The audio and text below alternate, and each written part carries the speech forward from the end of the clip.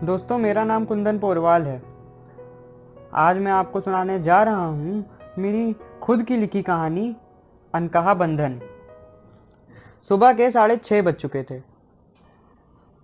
मैं रोज की तरह बिस्तर से उठा और अखबार लेने आंगन में गया तो पापा वहीं अपनी कुर्सी पर बैठ के अखबार पढ़ रहे थे।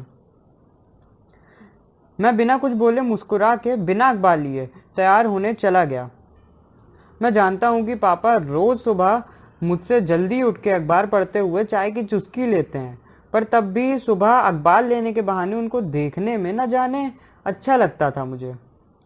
और फिर मुझके देख के उनका मुझसे बोलना, उठ गए, और मैं धीरे से नींद में हाँ बोल देता।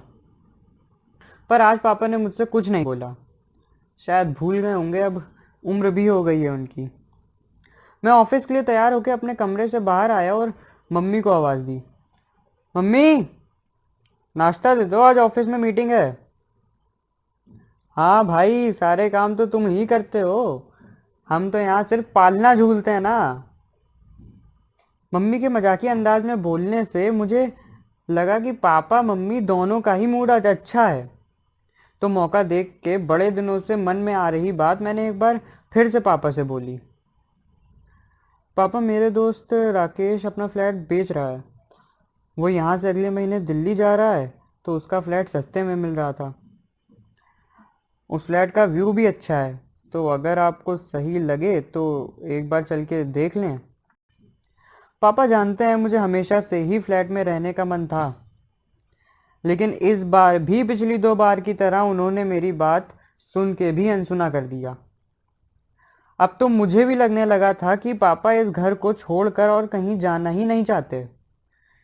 जैसे वो अपने मन में सोच चुके थे कि अब यही घर उनका आखिरी घर है। और क्यों ना हो, घर के लंबे आपसी झगड़े के बाद पापा का 50 साल की उम्र में दोबारा जिंदगी को शुरू करना और फिर अपने रिटायरमेंट तक इस घर को बनवा पाना मानो एक बड़ी जंग जीतने बराबर था। और प्यार से एक एक ईंट को लगवाना कोई छोटी बात थोड़ी ना थी। फिर हम दोनों भाइयों के लिए ही तो कर रहे थे वो ये। मैं नाश्ता करके उठा ही था कि प्रभात नाइट शिफ्ट से आ गया। मम्मी, जल्दी कुछ खाने को दे दो, बहुत तेज नींद आई है। मेरे इस फ्लैट के सपने को छोड़कर बाकी सब जैसे लगभग सही था। मेरा बिजनेस बढ़िया चल रहा था।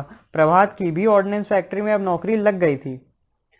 और अब पापा मम्मी भी बिना किसी टेंशन के जीवन के छोटे छोटे पल जीते थे, जो शायद वो जीना भूल गए थे जीवन की भागदौड़ में। मैं ऑफिस जाने के लिए घर से निकल रहा था तो सोचा मम्मी से सिफारिश करा दूं इस बात की, ठीक उसी तरह जैसे बचपन में कराया करते थे। मैं माँ की तरफ बढ़ा ही था कि वो बोलती हैं, हाँ ठीक है, तू जा, शाम को बात करेंगे इस बारे में। समझ गई थी वो। शाम को खाने के वक्त पापा से फिर वही बात करी तो इस बार पापा गरम मिजाज में होके बोले, अरे भाई, एक ही बात को बार बार कहने से वो बात खराब लगने लगती है, और हम दोनों इस बारे में पहले भी बात कर चुके हैं। इस घर में जो सुकून है वो मुझे कहीं और नहीं मिलेगा, और घर के इस को बसाने में एक जिंदगी का लंबा हिस्सा लगाया हो तो इसका मजा कुछ और ही है। ये सुन के मैं शांत हो गया। मन तो नहीं था ये मानने का कि नहीं कर पाऊंगा अपना सपना पूरा, पर पापा के आगे बोलने की हिम्मत भी नहीं थी। और फिर उनकी तबीयत भी तो नहीं सही रहती थी।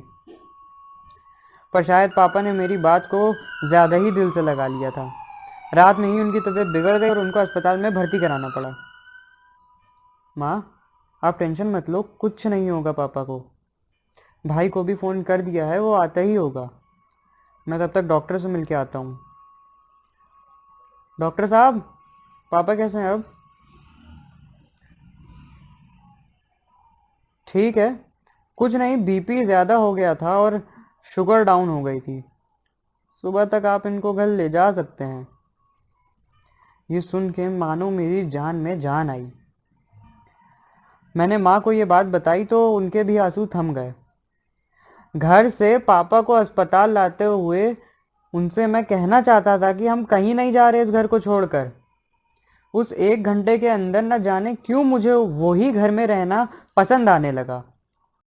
याद आने लगे वो सारे छोटे बड़े पल जो वहां बिताए थे। जिंदगी भी ना जाने कैसे कैसे रंग दिखाती है। कोई बात सीधे भी तो सिखाई जा सकती है। जरूरी थोड़ी है कि जब तक समय कोई झटका ना दे आपको, आप ना समझो। लेकिन फिर मैं भी तो जिद पकड़ के बैठा था। इस रात मुझे जिंदगी ने एक नया एहसास कराया। इस चीज को समझ गया था मैं कि पापा क्यों नहीं जाना चाहते वहां से। अगली सुबह डॉक्टर ने दवा देके पापा को घर जाने के लिए बोल दिया। घर आते ही मैं पापा से गले लग के बोला, पापा हम कहीं नहीं जा रहे इस घर को छोड़कर। पर ये कोई तरीका थोड़ी ना था मुझे समझाने का। अगर नहीं समझ रहा था तो डांट देते। पता मैं कितना डर गया था।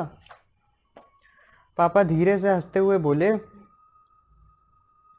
क्यों डरते हो, मुझे कुछ नहीं होगा।